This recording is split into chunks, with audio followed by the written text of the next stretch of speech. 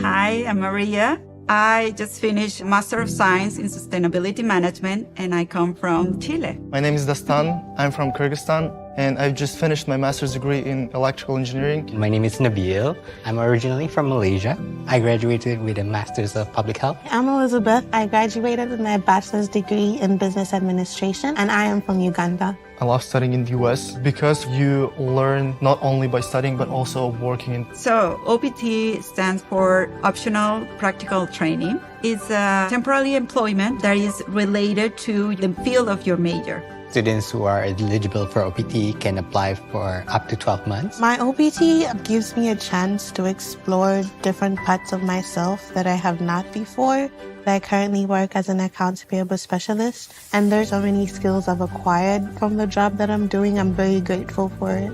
OPT in the United States is an eye-opening experience for me. I work in a research lab investigating Alzheimer's among aging African American. I learn the in and outs of the research field, how academia works, and new technology, new discovery every single day. I work in a company where we provide advice for green buildings.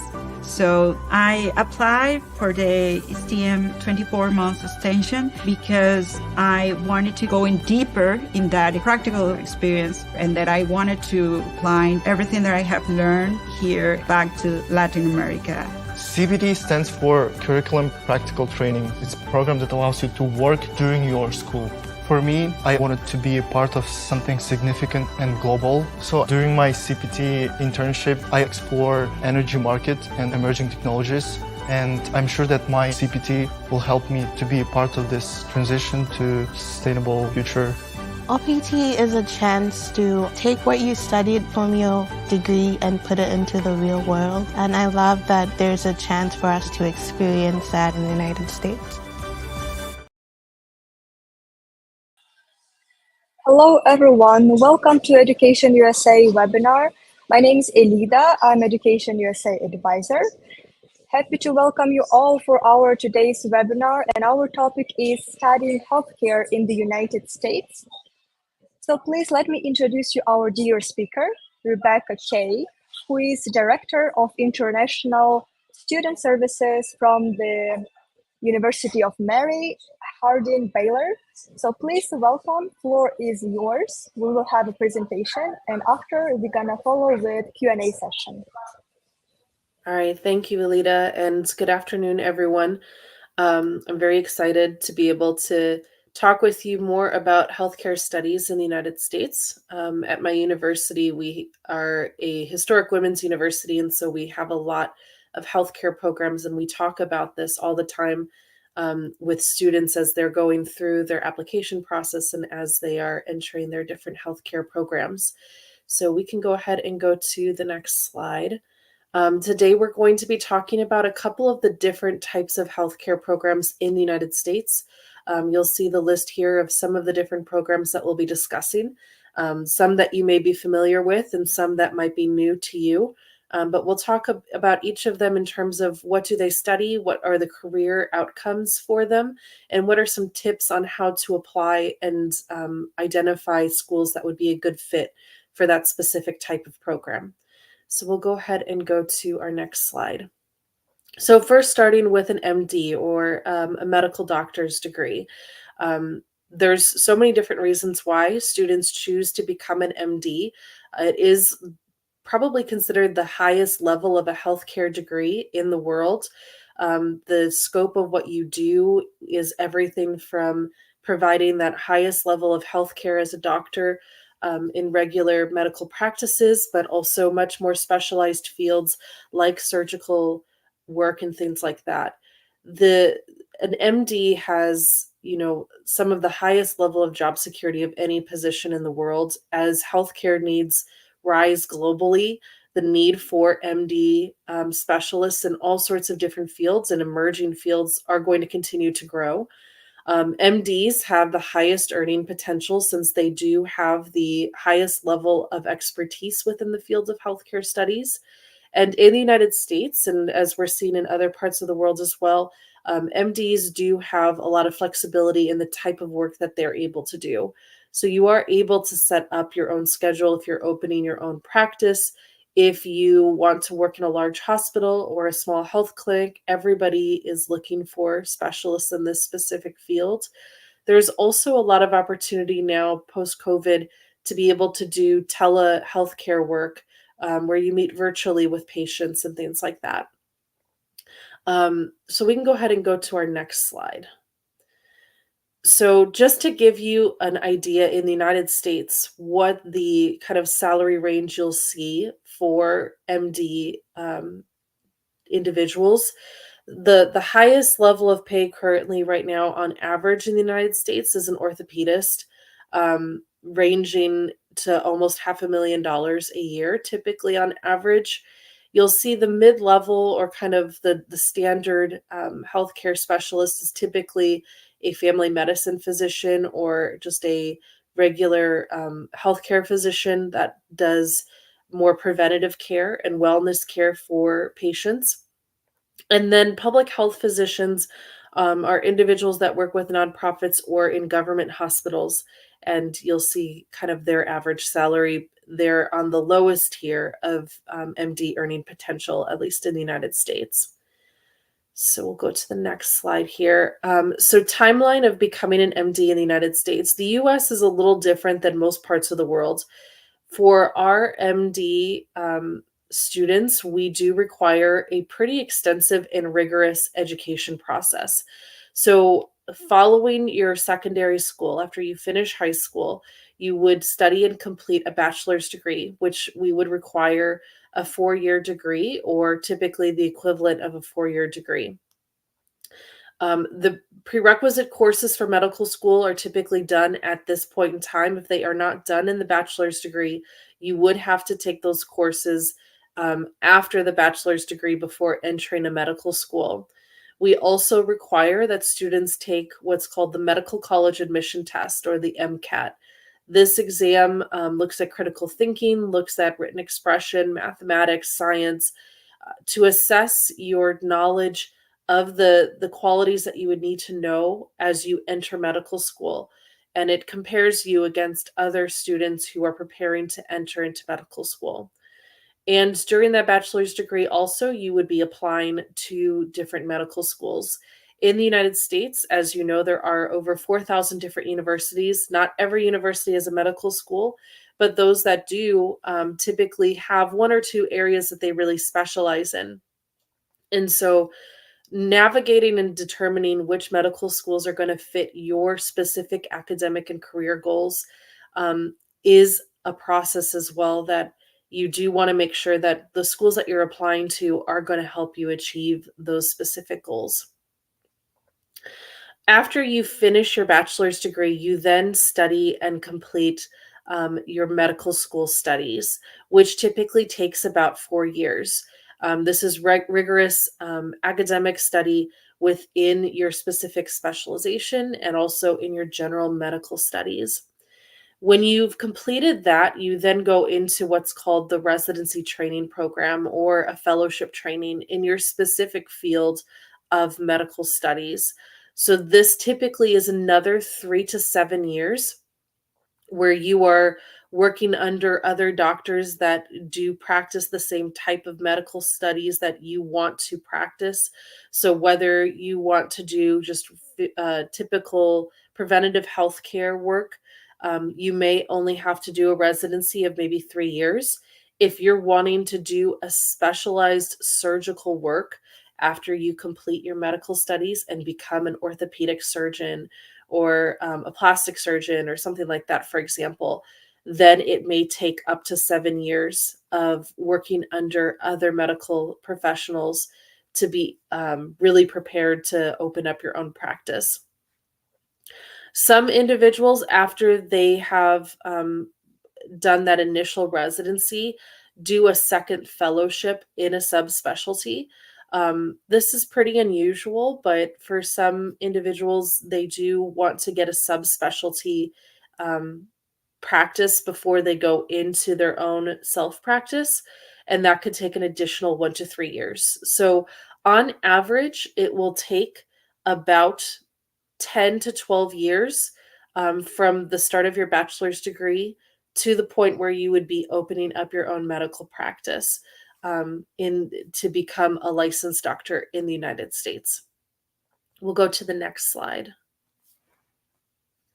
So in that first step of choosing a school to do your pre-med studies, if you have not completed a bachelor's degree yet and you're planning to do your bachelor's degree in the United States, a couple of tips as you're navigating and determining what school would be a good pre-med school. One thing that universities do disclose is their MCAT pass rate for pre-med students. So you do want to take a look and see, of their pre-med students, the students that are planning to go to medical school, how many of them pass the MCAT, or what percentage did they on average receive on their MCAT exam. That'll give you a good picture that the pre-med education at that school is really pairing the student with the information that they need in order to be successful in medical school down the line. You'll also want to meet with the pre-med advisor if it's possible to meet virtually with them before you commit to the school, to get a good picture of what that school typically prepares students for. Do they prepare students typically to go into orthopedic study? Are they able to really prepare you to go into pediatrics or all sorts of other different areas? I think it's really important to have a good relationship with the pre-med advisor at the university, because they'll be working closely with you to help you get into med school. You'll also want to take a look at the requirements for the different MD schools that you're interested in studying. So if you know that your end goal is to go into just regular practice doctor work, or if you're interested in doing pediatric care, you'll want to take a look and see what schools offer those types of programs and what are the things that they look for in applicants. Are there certain prerequisite courses that you keep seeing that they ask for in the bachelor's degree? Is there a typical GPA or minimum MCAT requirements? Because that may also help you identify the schools that would be a good fit for you in your pre-med studies. In your pre-med studies, you'll want to get experience in any kind of lab that you'd be able to work in, either volunteering or shadowing. So if your school has a really strong biology program, getting the opportunity to work as a student worker or as a volunteer or intern in the biology lab will be a really good piece to be able to add to your application for an MD program down the line. MD programs typically will ask for letters of recommendation from faculty or individuals like a pre-med advisor, but as you apply to the MD program. So you do want to ask for those letters of recommendation early, and also share with your recommenders what schools you're planning to apply to. That way they can really pair that letter with the types of qualities that that school is specifically looking for. And as you apply to MD programs, you will want to check early in terms of what funding opportunities may be available. Some MD programs will have scholarships or other fellowships that would be available to you, and others will have very specific or early deadlines for any type of funding. So you will want to plan ahead of time.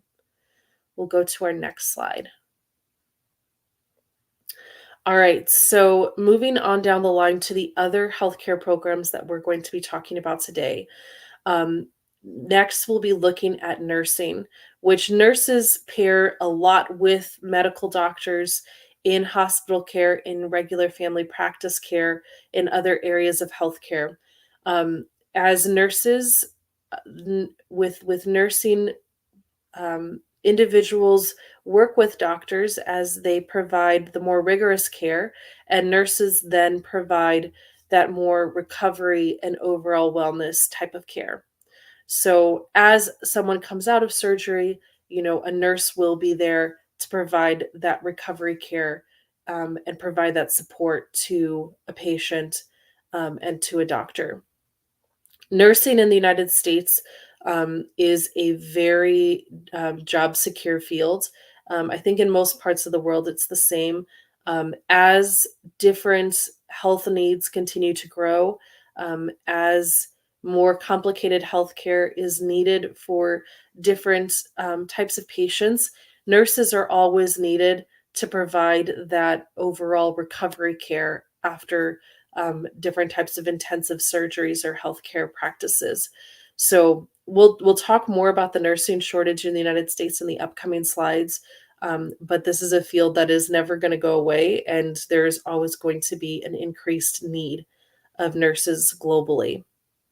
Nurses also have pretty high earning potential, and we'll talk about that in the next few slides.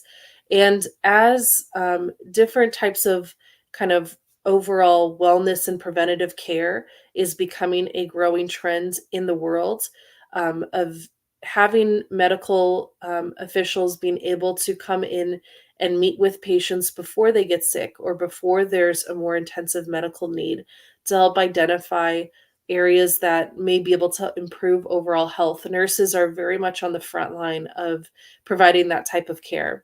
So there is the same kind of flexibility that you'll see with MD practitioners with nurses as well. In the United States, telenursing care has become a very big area where patients are able to meet over the phone with a nurse to help identify if their medical needs require more intensive care or if they're able to get a prescription for certain medical needs that they might have. You'll see a couple of different specializations in the United States. Nurses are there from the time of birth until the time of death, providing care to patients throughout, the entire lifespan of an individual. So we'll go to our next slide. In the United States, when you come and study nursing, there are two different types of nursing degrees that are available. The first one is a registered nurse or an RN. This is a 2-year program. It's an associate's degree in nursing. And then the second program is a Bachelor's of Science in Nursing or a BSN. This is a 4-year bachelor's degree. An RN or an ADN degree is typically taught at a community college in the United States. Most US community colleges do offer this program because of the nursing shortage. It is in high demand, and most colleges are trying to meet that demand.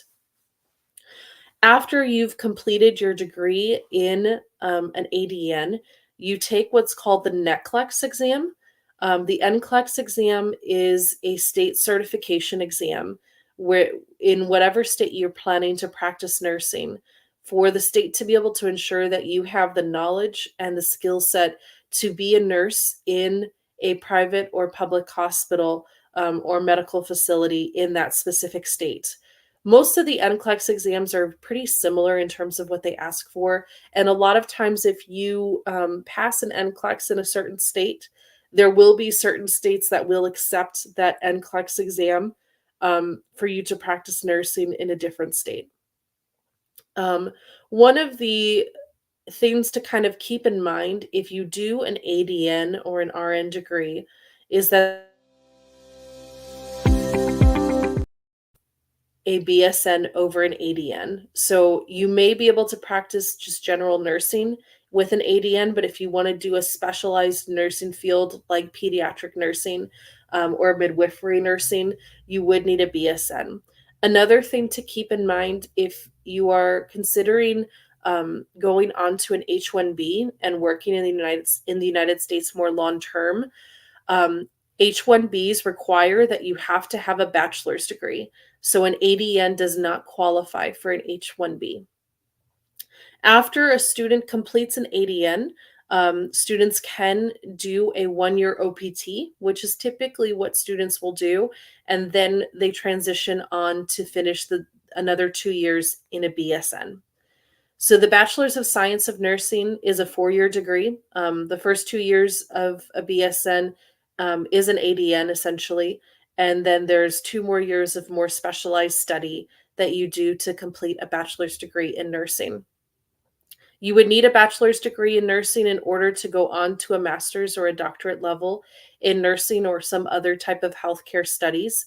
I've had some students that have done their pre-med studies as a nursing major and then transitioned over to an MD program later down the line. After you finish a BSN, you also have to take an NCLEX exam If you previously did an ADN degree and you passed your NCLEX, as long as your NCLEX is still active, you wouldn't have to take the NCLEX exam again. But if it's your first time taking the NCLEX after a BSN, you would have to take it in the state you want to be certified.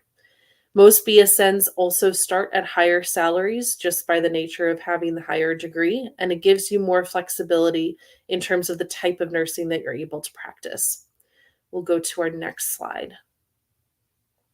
So looking at a couple of the types of jobs that an ADN is qualified to do and the types of jobs that a BSN you are required to have in order to work in those types of positions, you'll see average salaries for both are very strong. And this is a national average salary. So looking at every single state in the United States, not just the higher cost of living types of states. And when we look at the job growth projections for nursing in the United States, every single area in nursing is seeing almost a double-digit projection for the next 5 to 10 years, with some of them having pretty significant needs in the market. So no matter where you start, whether you start in an ADN or if you start with a BSN, or what type of nursing you'd be interested in practicing in the United States, you have really a ton of choices to choose what type of work you'd want to do, where you'd want to work, and how you would want to set up your schedule. We'll go to the next slide. When you go into a BSN program, typically there is what's called either the pre-nursing track or a direct nursing track. Roughly 75% of BSN programs will be a pre-nursing track, with about 25% of BSN programs being what's called direct nursing track. With a pre-nursing track, you have to meet the general university requirements. So if the university requires that you need to have a high school diploma and that you would need to have an English proficiency exam, maybe some letters of recommendation, whether you were going to be pre-nursing or business, you would need to meet those general university requirements in order to be admitted as a pre-nursing student. A direct entry nursing program, they're going to ask that you meet the university's requirements, but also meet very specific nursing admission requirements. And even if you met those general university requirements in a direct nursing program, if you don't meet those nursing requirements as well, you will not be admitted into the school or the nursing program. I think we can jump to the next slide. Perfect. Okay. So in a pre-nursing program, you would complete the nursing prerequisite courses, and you would need to have a specific GPA and maintain that specific GPA. This is typically done in the first year to first year and a half of your studies at the university. So with a bachelor's degree, there is typically certain general education courses that you have to take, like public speaking. You would have to take a lab science, things like that. So you'd be completing all of that and completing these specific pre-nursing prerequisite courses. So typically biochem, biology, chemistry, those are generally prerequisite courses you'd have to take. So as long as you maintain that specific GPA that they ask for you to have when you're entering the university, while you're taking those courses, you would then apply to be formally added to the nursing program. And this is typically done within the first 1 to 2 years of your studies. Like I said, with the direct nursing program, you have to meet the general requirements for admission for the university, but also meet specific nursing requirements. This is typically a higher high school GPA or specific courses done in high school, like a certain number of lab sciences or mathematics courses. And if those aren't met, you aren't able to be admitted to the university or the nursing program. While you're in that direct nursing program, you have to complete those nursing prerequisite courses like biochem, biology, chemistry, and you have to maintain a specific GPA. If you don't meet that specific GPA, you are dismissed from the nursing program and you return to the university as just a undeclared major. You're able to remain into that nursing program as long as you maintain that specific GPA. So depending on the nursing programs that you apply to, you may see that they will talk about being a pre-nursing program or direct nursing track. This is the main difference between the two of them. It's mainly going to be those admission requirements at the time that you enter the university. Do you just have to meet the general requirements, or will they have specific requirements for nursing majors? And then during the program, is there a period of time that you have to do a formal application to the nursing program? Or is there a GPA you have to maintain in order to not be dismissed from your existing nursing offer? We'll go to the next slide. So when choosing a nursing program, a couple of things to keep in mind. You'll want to take a look and see what is the NCLEX pass rate for those nursing graduates at that school. All universities are required to disclose this information on their website or have that information readily available for nursing majors. You'll want to find a school that has a pretty solid first pass rate for an NCLEX. Students are able to take an NCLEX a couple of times after they graduate in order to get licensed in their state. It's typically two to three attempts depending on the state, but you really want to find a school that has a good first time pass rate. That way you don't have to stress about taking that exam again.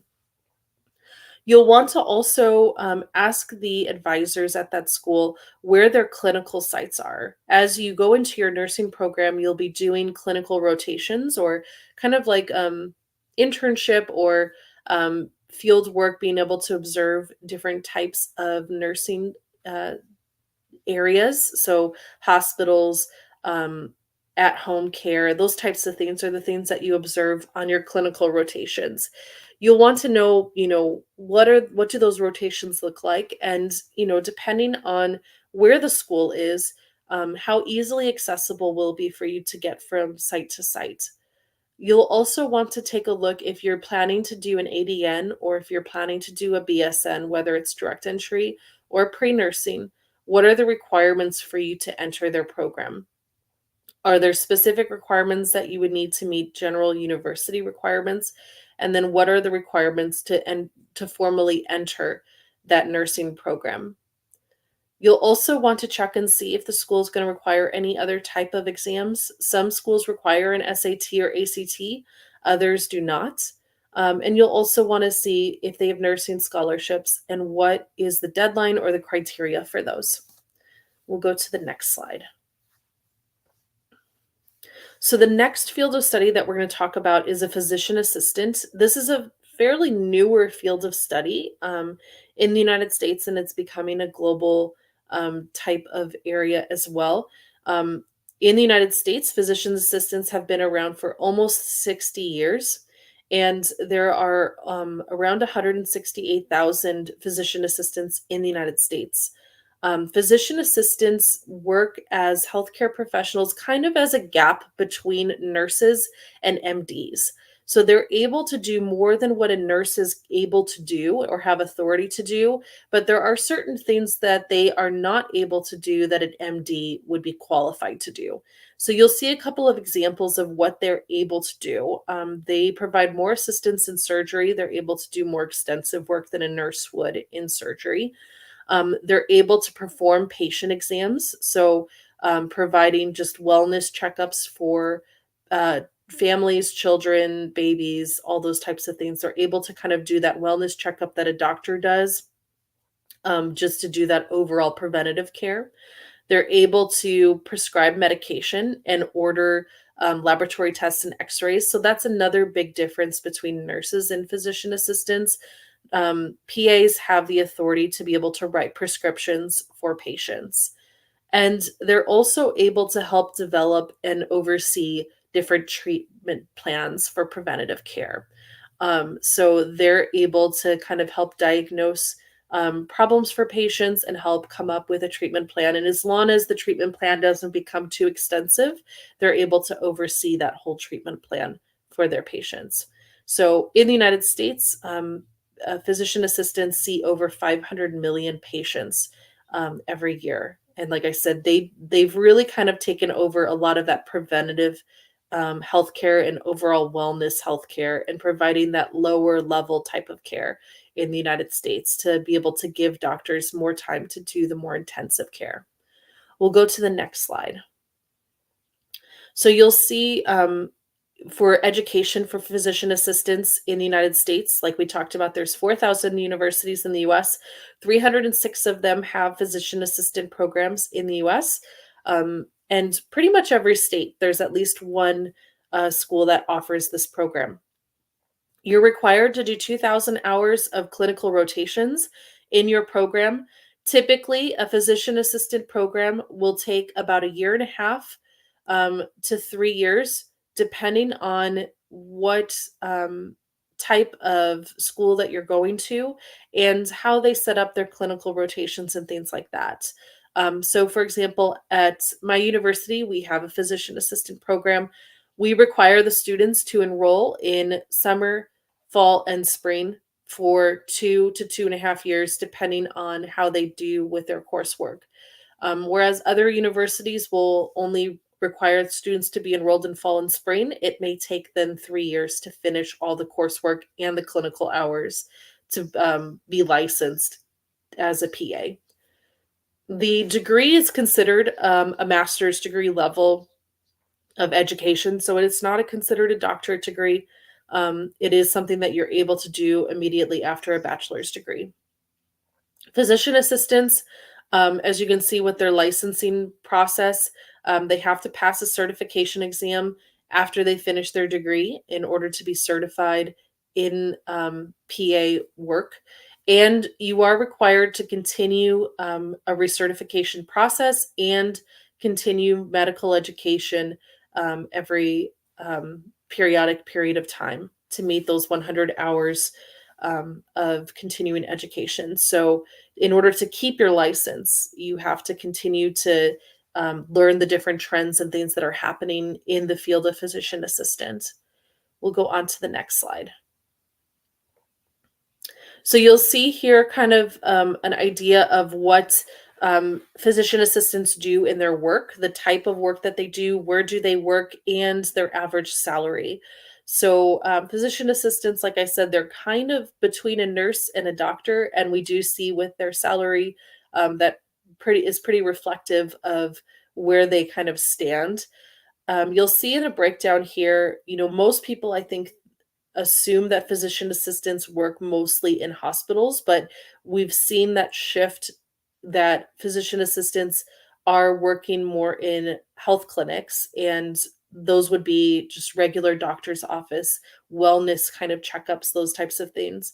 And then you'll also see, in terms of the type of work that they do, that other category really runs a lot of different types of care, whether that is writing prescriptions and setting up x-ray appointments and things like that. So there's so much that physician assistants are able to do, and you're really able to kind of set up how you want to work and what type of scope you'd want to work as a physician assistant. We'll go to the next slide.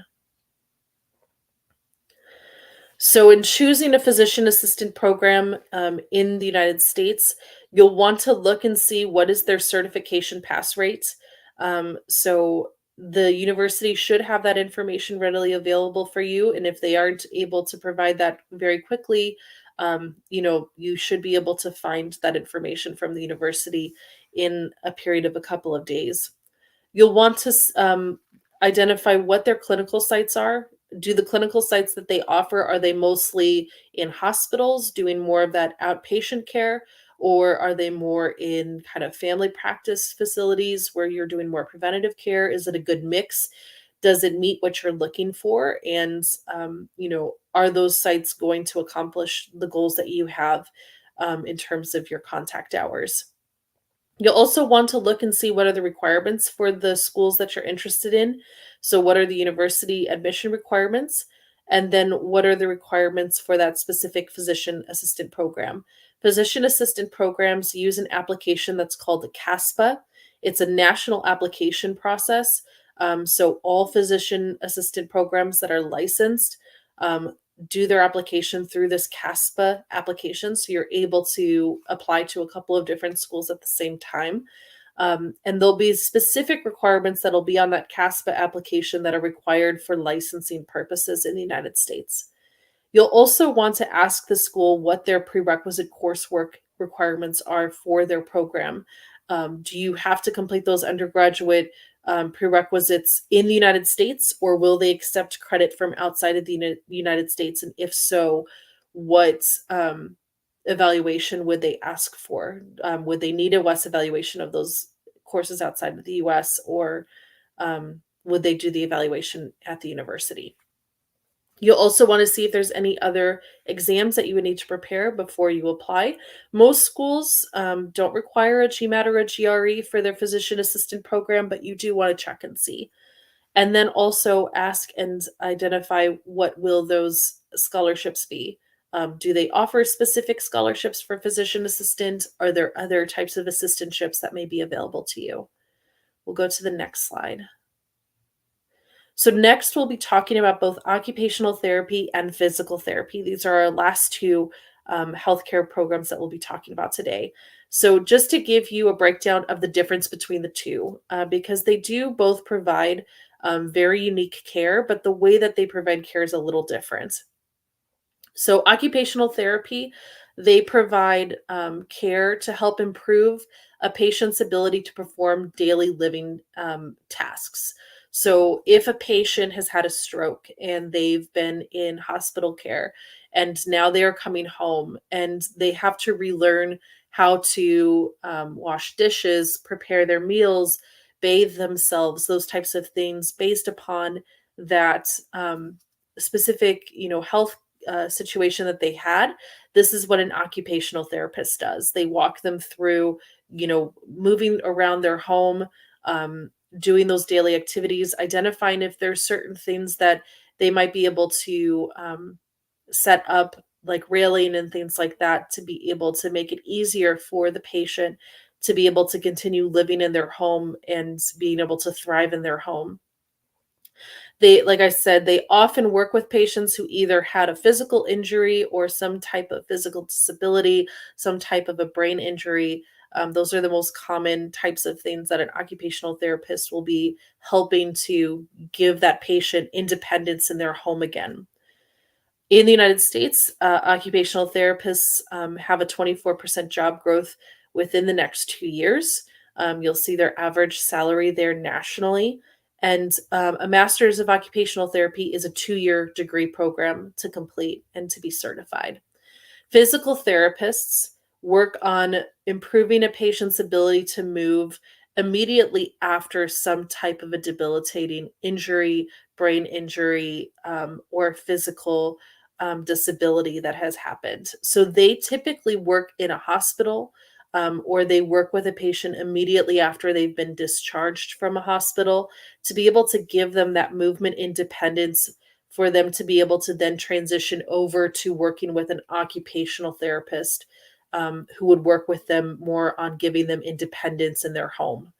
So physical therapists have to do a lot more of the intensive, immediate after injury or after incident care to give the patient that basic movement and basic independence to be able to then go and work with an occupational therapist to do more of that logistical, how do I wash my dishes, how do I bathe myself type of care. Physical therapists also are seeing a significant job growth projection within the next 2 years. And you'll see their average salary there as well. It is considered a doctorate degree, so it is a bit more of an intensive, longer kind of field of study than a physician assistant or an occupational therapist. It typically takes 2.5 to 3 years to complete the program and become licensed as a physical therapist. We'll go to the next slide. So a couple of things to kind of note about occupational therapy, if that is a field that you're considering. It is a fast-growing field. Right now in the United States, there are 9,600 openings for occupational therapists, and on average, there are only about 4,500 to 5,000 graduates every year in this field. So there is really a lot of choice in terms of where you would want to work and immense job security as well. Um, in terms of the flexibility for occupational therapists, some occupational therapists work in facilities that are set up to look like a home, to give a patient, the ability to kind of navigate around and see where are their kind of trouble spots, and how can the occupational therapist help them overcome those trouble spots. Other occupational therapists, and I think this is the more common area, is them going to this actual patient's home and helping them identify how they're going to navigate around their home and recover and regain that independence. So, occupational therapists have a very unique kind of flexibility in their work, because a lot of times they are traveling from patient to patient's home, and really setting up very specific game plans with their patients, to give them the independence that they need in their specific home. We'll go to the next slide. So when choosing an occupational therapy program, you will want to see what is their certification pass rate. Just like with every other program that we've talked about today, occupational therapists have to meet a certification in the state that they're planning to practice in. So you will want to see, how does your school do with getting students prepared for that certification exam. You will also want to see what their clinical sites are. Are they doing more individual at-home care in those clinical sites? Are you going to be able to work in a facility and see what that looks like? Does that meet what you're looking for in your education and in your field work for your field? You will also want to look at the requirements for the school of interest that you're looking at. So, what are the admission requirements to the program? Occupational therapy students complete an application called the OTCAS. This is the national application for occupational therapy programs. So that is where you'll do your application. You'll have to meet the requirements that are listed on there as well to be certified to be a student in any licensed occupational therapy program. And you'll also want to determine what are the prerequisite courses for that program. Do you have to complete those courses in the United States? Will they accept coursework from outside of the US? And if they will, do you need a third-party evaluation, or will they evaluate the coursework at the university? And as you go through the application process, if there's other exams, be mindful of that. And then also make sure you meet the deadlines for the program and also any scholarships that you may qualify for. We'll go to the next slide. Similar for physical therapy, it is a fast-growing field. Right now, there's 13,900 openings in the United States for physical therapy positions that will remain unfilled just because we don't have enough graduates to meet the demand. So you do have immense job security and a lot of choice in terms of where you'd want to work and how you'd want to work. Like we talked about with physical therapists, a lot of them work in hospitals or outpatient care centers immediately after a patient's been discharged from the hospital to provide that immediate aftercare in giving a patient more mobility and dependence. Some also work in the home of the patient immediately after the patient has gone home. So you do have a bit of flexibility in terms of where you'd be working with your patients and how you'd be working with them, and to what extent you'd be working with them immediately after some type of a medical situation that has required a physical therapist to intervene. We'll go to the next slide. Similarly, with the occupational therapy, you will want to check with a physical therapy program in terms of with their certification exam, how many of their students had passed in the last year and what their average score was. With the clinical sites for physical therapy, you're going to see so many different types of schools that will have very different kinds of physical therapy clinical sites. So a lot of times in larger cities, if you go to a physical therapy program, you're going to be working in very large hospitals for your clinical sites.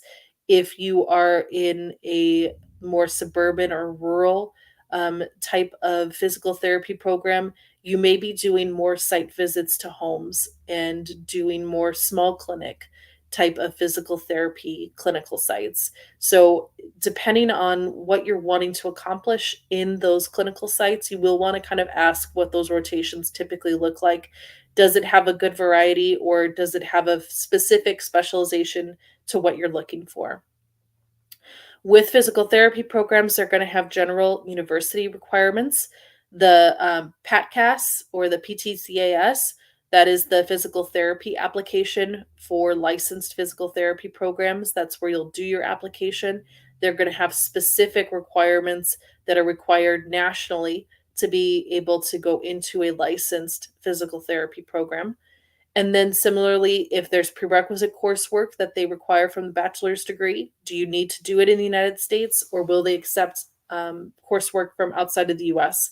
And will there be a third-party evaluation requirement for that?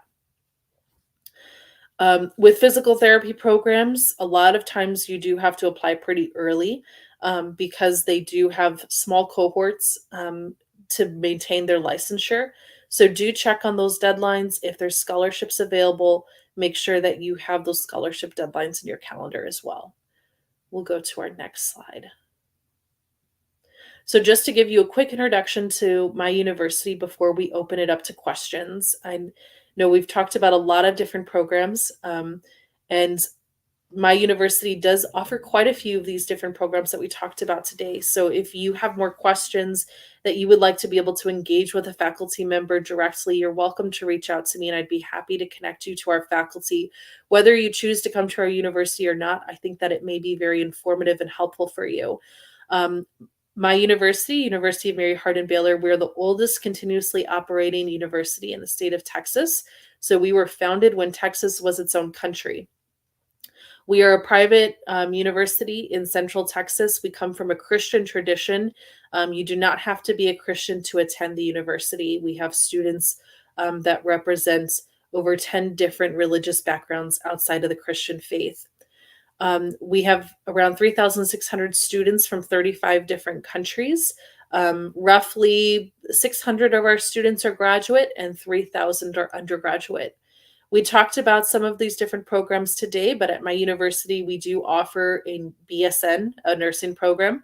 We also have a master's in nursing. We have a pre-med program where most of our students, after they finish pre-med with us, go on to UT Austin, UT Dallas, or the University of Houston for their medical studies. We also offer a physician assistant program, occupational therapy, and physical therapy. All of those programs do accept international students into their programs. If you're an undergraduate student and you are interested in athletics, we do compete on the Division III level nationally with 16 different sports. And all of our undergraduate and postgraduate students receive an international student scholarship. So you're 100% guaranteed a partial scholarship for your education. You may also qualify for program-specific scholarships as well. You'll see my contact details, my email and WhatsApp.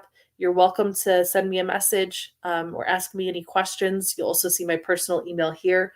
If you decide that you'd like to apply to my university, send me a message and let me know that you attended this webinar today, and I can waive your application fee. But we will now open it up for any questions. Thank you very much, Rebecca. So much information. This topic is highly in demand. Yes, it's a very, it's a lot of information to absorb, I'm sure. Yeah, it is. But thank you for doing it. Thank you for providing this information, being with us today. Let's turn to the questions. And sure. And another thing to highlight, thank you for offering application fee waiver. That's what you said. Yes. For anyone who attended the webinar, send me a message and I can waive your application fee to my school specifically. Can't promise anybody else, but I can definitely help answer other questions. It's appreciated. So first question, is that necessary to finish my bachelor's in United States to apply for medical school there? Or I can finish my bachelor's here in Kazakhstan first and apply for medical school in USA after? It's going to depend. Typically, the schools that are going to have more intense requirements will typically require that the degree is completed in the United States. But that's not necessarily a perfect rule either. Every school will be different. For some schools, they will accept bachelor's degrees from outside of the United States. A lot of times, they will require some type of evaluation or confirmation of the degree. So you will want to ask and see, do they need a third party evaluation if they do accept a degree outside of the US? And what specific courses would they need completed in your home country in order to qualify you for a medical program at their school? The person is clarifying that it is for dentistry, but the answer would be the same, right? It would be the same, yeah. All right, that's great. Let's address the second question. Hello, if I have a bachelor's degree in biology and biomedical sciences, can I apply to medical school? So in general, with medical schools in the United States, they look to see that you have an accredited bachelor's degree. So no matter what you did your bachelor's degree, whether it was biology or business, you would meet that specific qualification. In addition to a bachelor's degree, they will have a list of prerequisite courses or courses that they'd want to see that you've finished in that bachelor's degree. In general, a biology or biomedical science degree will have all or most of the courses that are going to be on that prerequisite list. If there's any courses that are missing that you did not complete in that bachelor's degree, they will ask that you take those courses prior to applying to their medical school. Okay, just to clarify, for example, your school, do you do evaluations, or do you recommend approaching some other companies to evaluate the diplomas or the courses previously taken? Right. So it depends on the program. So if a student's applying for pre-med or for nursing, I do their evaluations of their high school coursework or any bachelor's degree coursework that they're transferring in. If they are applying to the physician assistant or occupational therapy or physical therapy, for those specific certifications, and for our school, we do require that they need to do a third party evaluation. Whether they plan to use WES or Spantran or Scalaro, we leave it to them to decide. But we would need that for those 3 specific programs. I see. Thank you. Let's move on to the next question. Are there any MD, PhD programs and specific fields that may require one?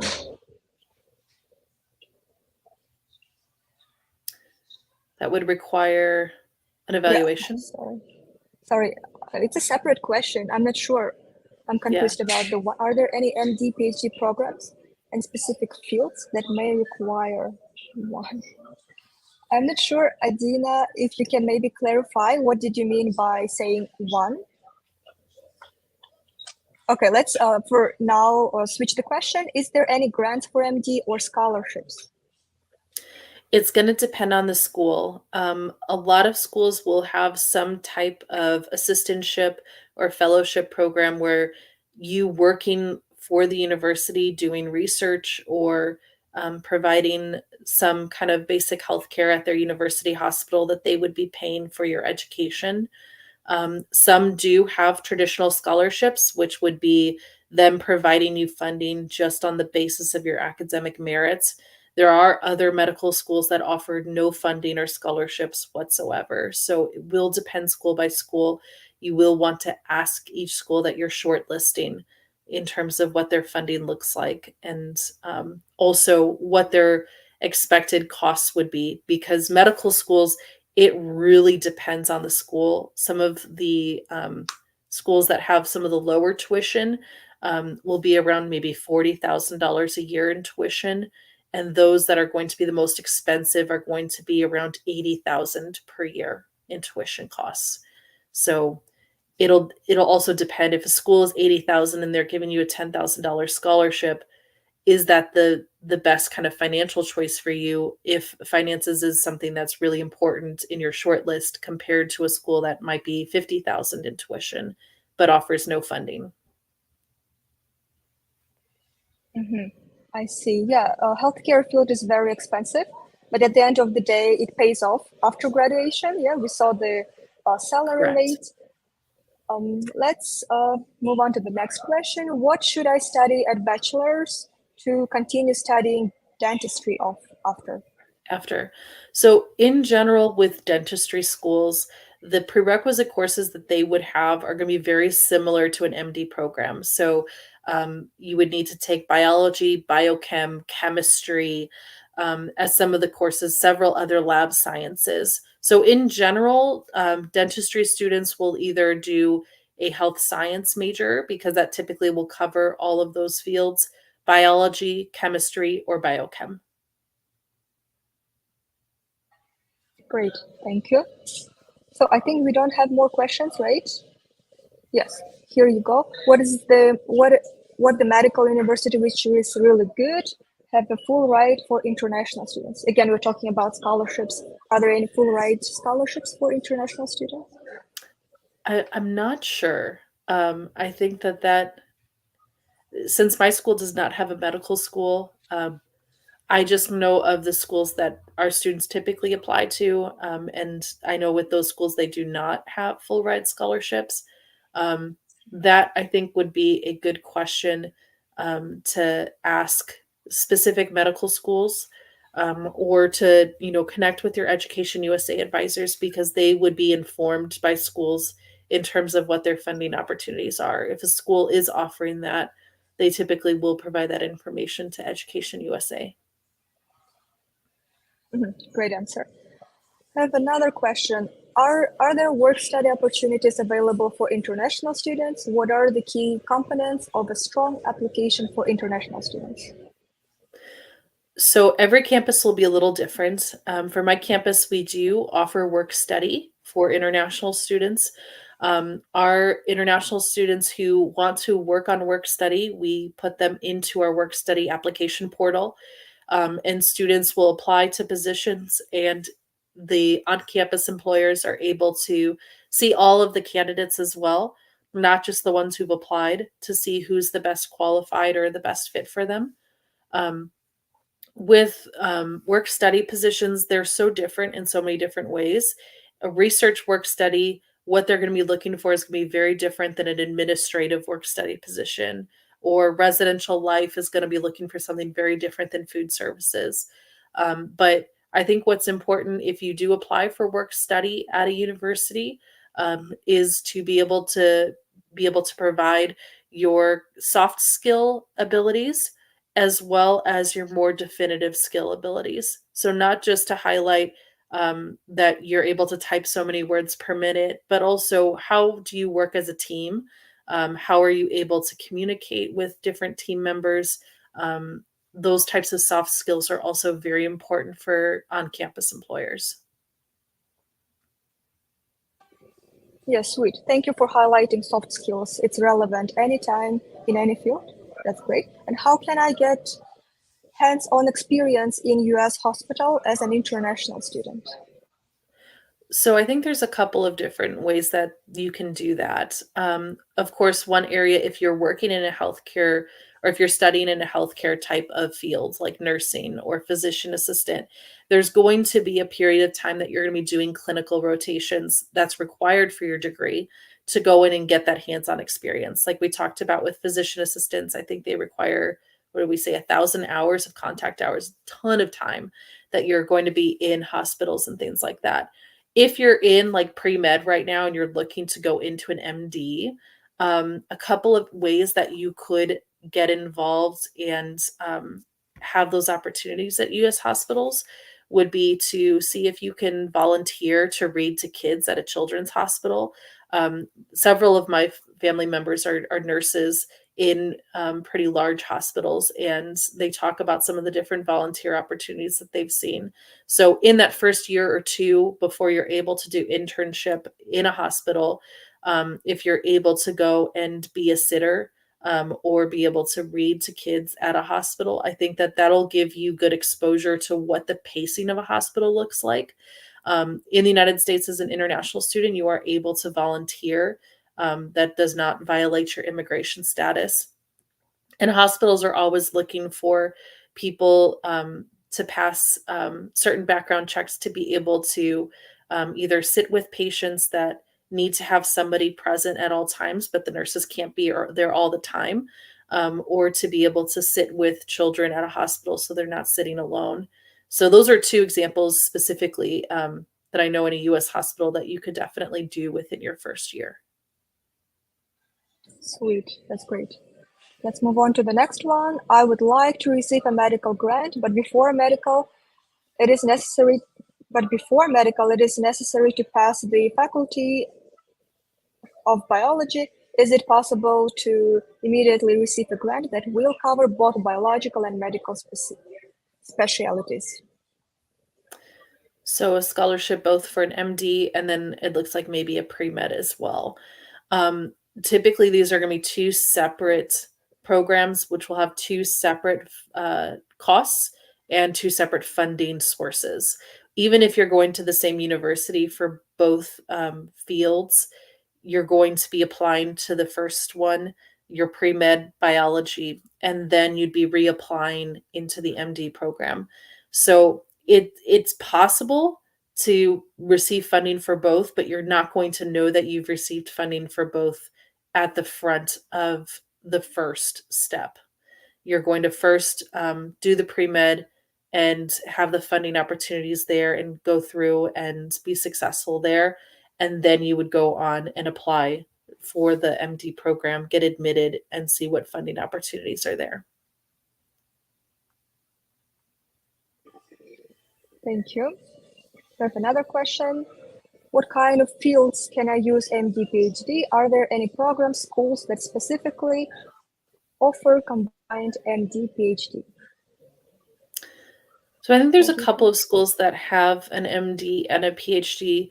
I don't know if they necessarily will let you do them both simultaneously at the same time, but just to kind of talk through what an MD versus what a PhD in healthcare would look like. An MD is going to give you more hands-on experience. You're going to do all of those clinical types of field work. You're going to have to do your fellowships and things like that. And after completing the degree, you are working with patients hands-on in the field. A PhD, whether it's a PhD in medical sciences or a PhD in art, that is going to be a research-intensive field. And after completing that, you are either going to be teaching or you're going to be doing research. So you wouldn't be working hands-on with patients or something like that, for example. So depending on what your goals are right now, if you're wanting to teach and do research, or if you're wanting to work with patients hands-on in a clinic or in a hospital, I would recommend, pursuing that specific degree that meets that specific goal for you right now. And if down the line, completing the other degree will be helpful for you in your career goals, then move into that direction after that. Nice. Nicely put.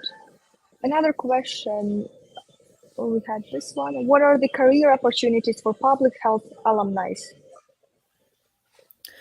We did not talk about public health today. We may have to talk about that another time, but public health specialists a lot of times are working either in hospitals, providing resources and information for patients on how to set up preventative healthcare measures.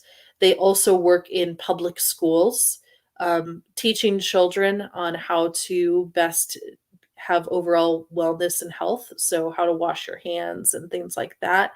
They also work in nonprofit clinics and other health clinics, providing resources for people in a community in terms of how to prevent contagious diseases and things like that. So they work in a lot of different kind of scopes, but a lot of what they do is education and advocacy, trying to help prevent a situation from happening rather than being there providing healthcare after that kind of an incident has happened.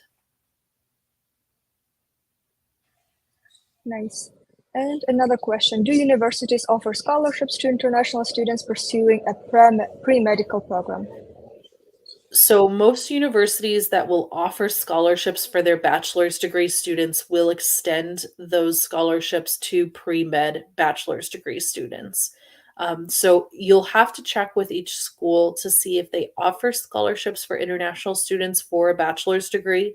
In general, if they say yes, that means that they do offer scholarships to pre-med students as well. Sweet. Are there more questions? I don't see any more coming. All right then.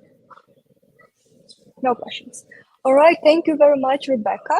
And you already shared your email. So if you have more questions and dear potential students, if you want to ask individually, you can email to Rebecca and she can help you out. Thank you very much for the presentation and addressing all these questions. It was great. As you can see, it is in demand. People are asking so many questions. Some of them are probably shy. And what else? If you have other questions. It makes me happy to see so many people considering the profession of healthcare. Like we've talked about, nationally and internationally, there is such a need for healthcare workers. And as we look to see, so many doctors and nurses will be retiring in the next 10 years, we need professionals that are going to be there to provide care. So I'm very excited to see so many people considering this field. It's a very rewarding field of study.